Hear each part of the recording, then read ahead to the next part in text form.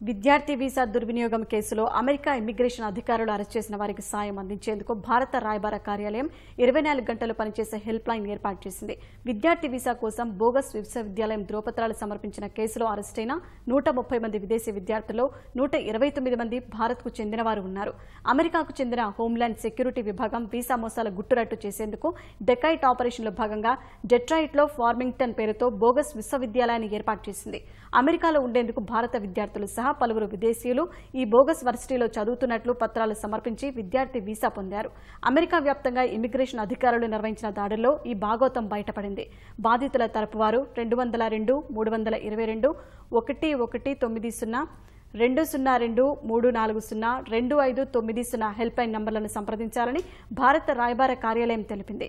ఎంబసీని email ద్వారా కూడా సంప్రదించవచ్చునని అధికారులు పేర్కొన్నారు.